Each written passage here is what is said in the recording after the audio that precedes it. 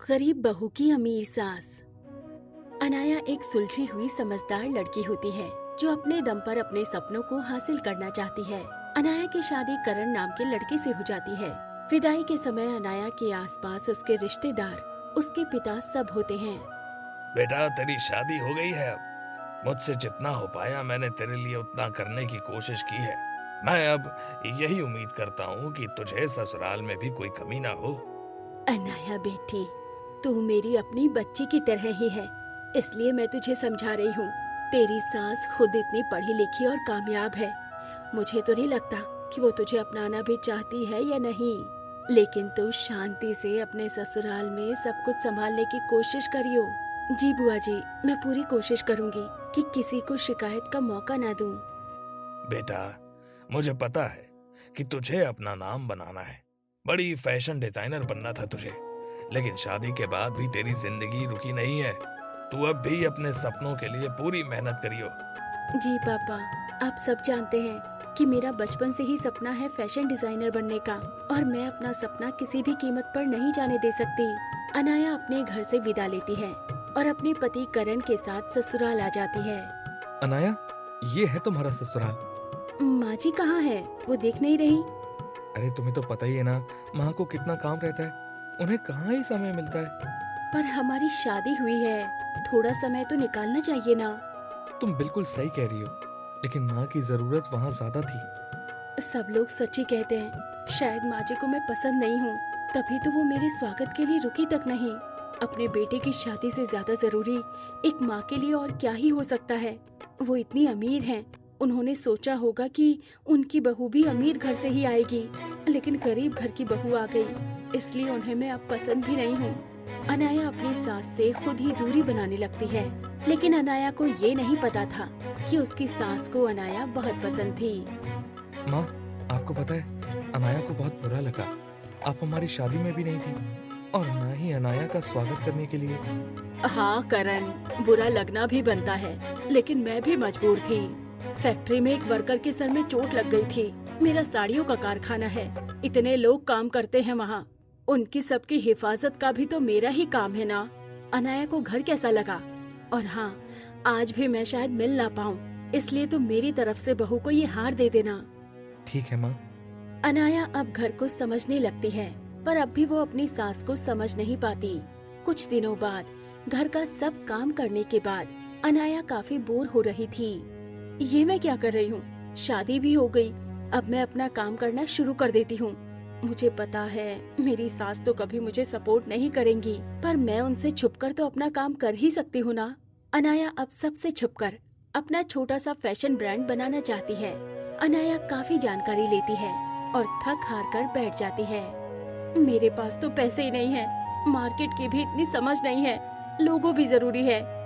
चलो वो तो मैं जैसे तैसे खुद ही डिजाइन कर लूंगी, पर नहीं अनाया, शुरू तो कर तू। अनाया खुद से ही कम पैसों में सब शुरू करती है। एक महीना निकल जाता है, अनाया के सब पैसे भी खत्म हो जाते हैं और उस पर कुछ कर्जा भी हो जाता है। हे भगवान, ये क्या हो रहा है मेरे साथ? मुझे तो उठाना था, लेकिन मैं गिर क्यों रही हूँ?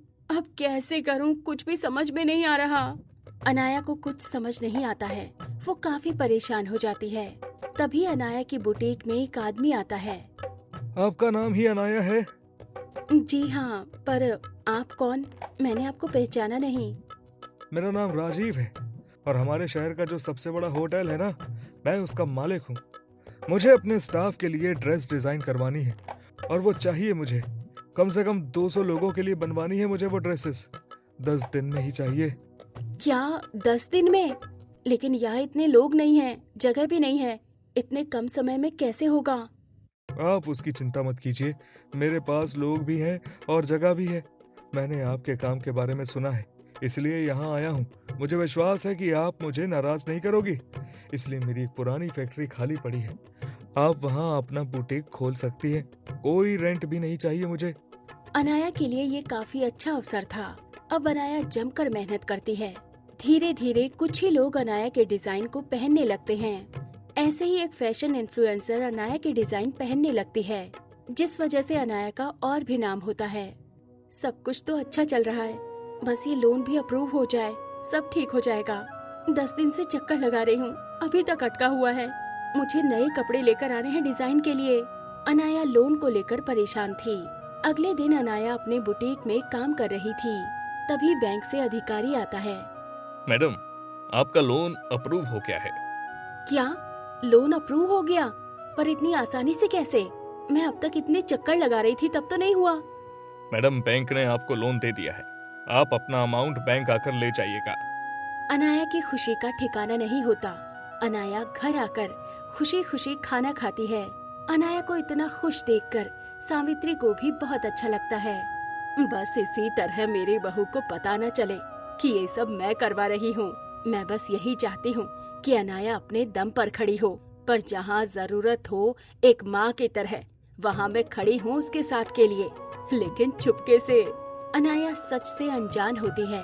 एक दिन बाद परिवार में एक इवेंट होता है जहाँ सब रिश्तेदार आए होते हैं। करण की कजिन नेहा भी आती है। ओह, तो तुम्हें करण भैया ने पसंद किया है। वैसे मानना पड़ेगा तुम्हारी किस्मत को। पहले अमीर ससुराल मिला और अब सास का पैसा भी मिल रहा है। तुम्हारा ब्रांड तो काफी चर्चित हो रहा है। माफ करना, पर आपको कोई गलतफहमी हुई है। मैंने जो कुछ भी किया है वो अपनी मेहनत से किया है। मेरी सास का इसमें कोई हाथ नहीं है। अच्छा जी, किसे पागल बना रही हो? इतना बड़ा बुटीक है, वो कैसे चालू कर लिया तुमने? किसी के पैसे तो लगे होंगे ना?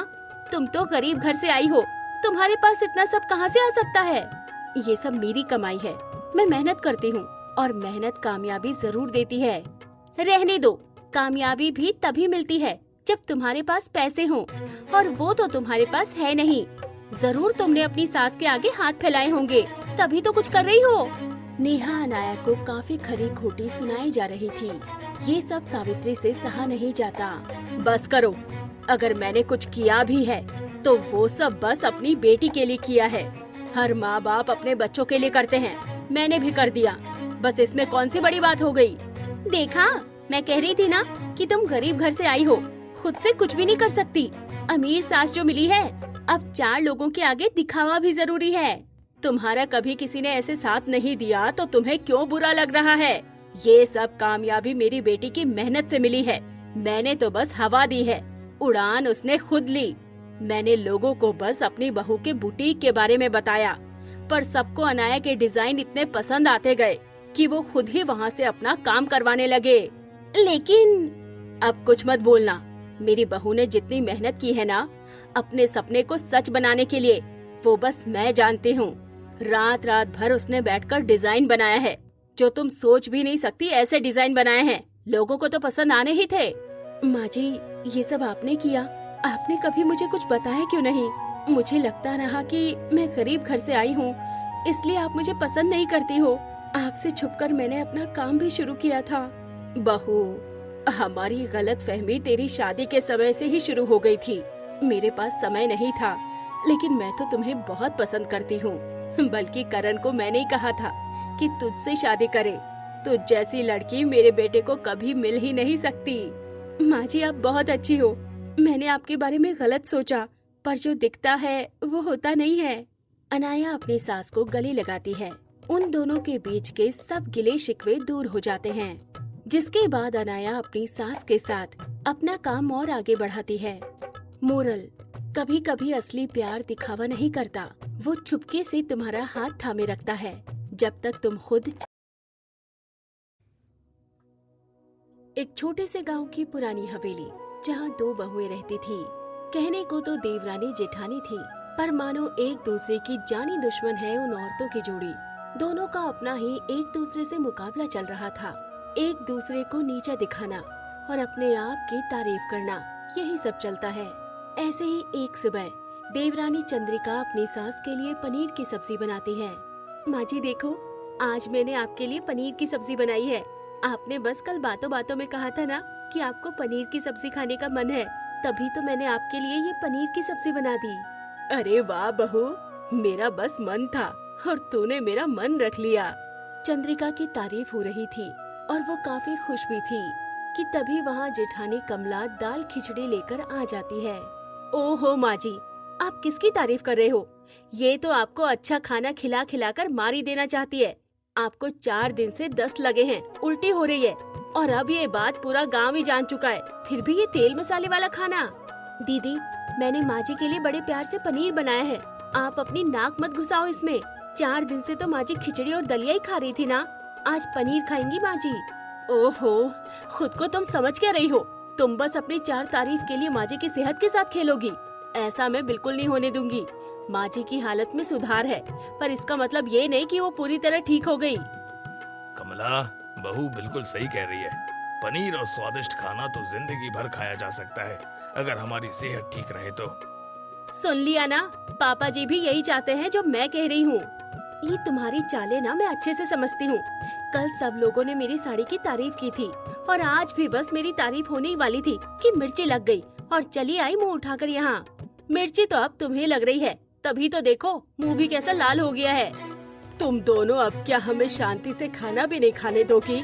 चुप हो जाओ और खाना खाने दो हमें। इसी तरह दोनों देवरानी जेठानी अक्सर बस एक दूसरे को हर मामले में नीचा दिखाती और घर में गृह युद्ध का माहौल हमेशा ही बना रहता। पर ये आपसी मुकाबला कपड़ों का, खाने का या बस तारीफ का ही नहीं था, बल्कि दोनों के बीच जादू का भी मुकाबला होता रहता है। ऐसे ही एक दिन चंद्रिका पुराना कमरा साफ कर रही थी, तभी उसके हाथ एक पुरानी जादुई किताब लगती है। ये तो वही किताब है जिसके बारे में अब तक हमने कितना सुना है। ये किताब मुझे मिल गई। अब मैं बताती हूँ जेठानी जी को। उस दिन उन्होंने छोटे मोटे जादू से मेरी नई साड़ी जलाई थी ना, लेकिन अब तो मेरे पास जादुई किताब है। अब तो उनकी जिंदगी में ही आग लगा दूंगी, लेकिन धीरे धीरे लगाऊंगी ताकि आग की जलन तो उन्हें महसूस हो। चंद्रिका किताब पाकर बहुत खुश हो रही थी। वहीं कमला भी छत पर टहल रही थी कि वहाँ एक बोलने वाला तोता कमला के हाथ पर आकर बैठ जाता है, जिसे जादू आता है। इस तोते के बारे में तो पूरा गांव जानता है। ये जादुई तोता आज तक किसी के हाथ पर नहीं बैठा और जिसके हाथ पर बैठता है उसे ये जादुई तोता जादू सिखाता है। इसका मतलब मिठू, हाँ, इसका मतलब अब मैं तुम्हें जादू सिखाने वाला हूँ। चंद्रिका, तुम बहुत होशियार समझती हो ना खुद को। अब बताती हूँ असली जादू क्या होता है। मुझसे मुकाबला करने का बहुत शौक है ना तुम्हें? अब ऐसा मुकाबला होगा जिसमें तुम समझ ही नहीं पाओगे कि आखिर तुम्हारे साथ हो क्या रहा है। दोनों बहुओं के पास अब जादुई तोता और किताब जैसी चीजें आ चुकी थी और दोनों इसके बल पर एक दूसरे से मुकाबला शुरू कर देती हैं। दोनों बहुओं में टशन शुरू हो जाता है। रात के समय कमला खाना बना रही थी कि तभी अचानक से दाल हवा में उड़ने लगी। ये अचानक से दाल हवा में कैसे उड़ने लग गई? ये क्या हो रहा है? कमला यहाँ वहाँ देखने लगी, पर उसे कुछ समझ नहीं आया। कुछ देर बाद सब शांत हो जाता है। कमला बाहर सबको खाना परोसती है कि तभी माधवी की दाल में छिपकली मिलती है और वो डरकर उछल जाती है। छिपकली? अरे, दाल में छिपकली कैसे आ गई? ओहो जेठानी जी, खाना बनाने को कहा था, छिपकली का सूप नहीं। बहू, तू क्या हम सबको मारना चाहती है? अरे छिपकली!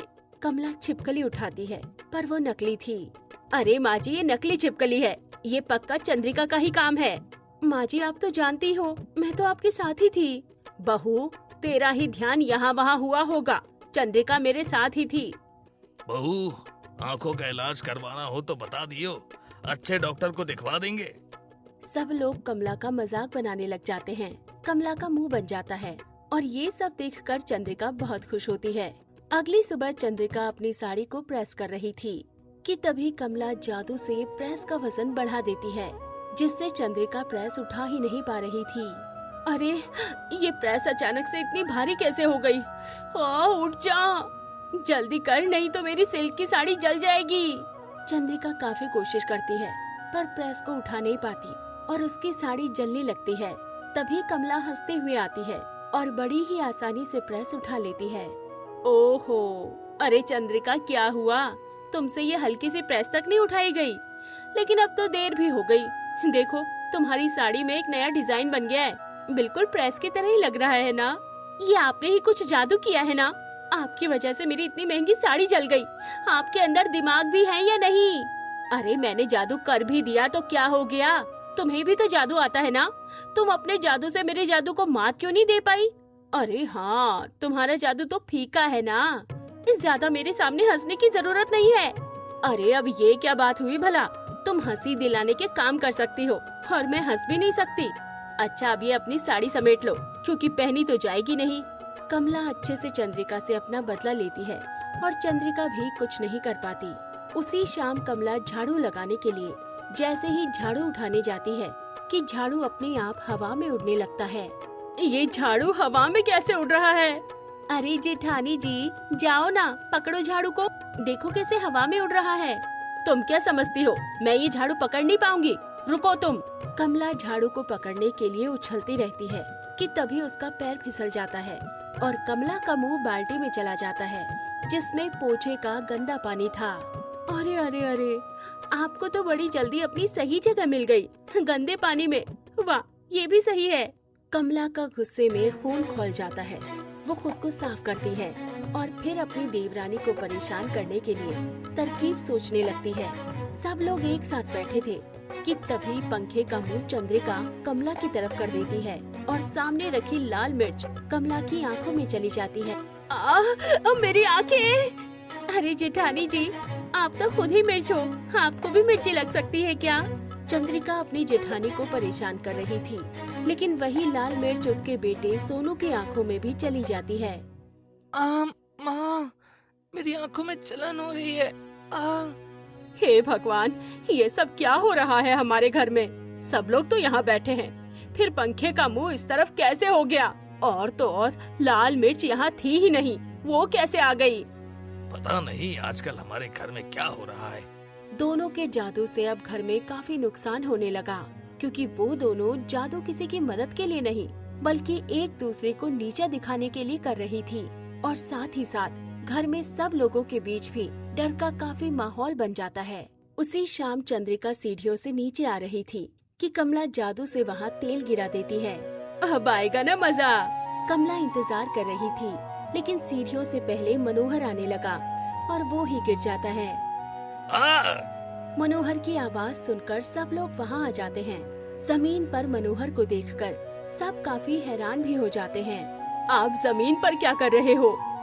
पता नहीं क्या हो रहा है हमारे घर में। मैं नीचे आ रहा था कि मेरा अचानक पैर फिसल गया। वहाँ तेल है नहीं, पर तेल की फिसलन बहुत है। माँ, अब बहुत हो गया, अब हम में से कोई यहाँ नहीं रहेगा। तू सही कह रहा है। और तुम दोनों बहुओं, तुम्हें तो वैसे भी साथ नहीं रहना है ना, तो अब अपना अपना ठिकाना ढूंढ लो। हम यहाँ अब नहीं रहेंगे। नहीं माँ जी, हमारे घर में जो हुआ है वो हमारे जादू से हुआ है।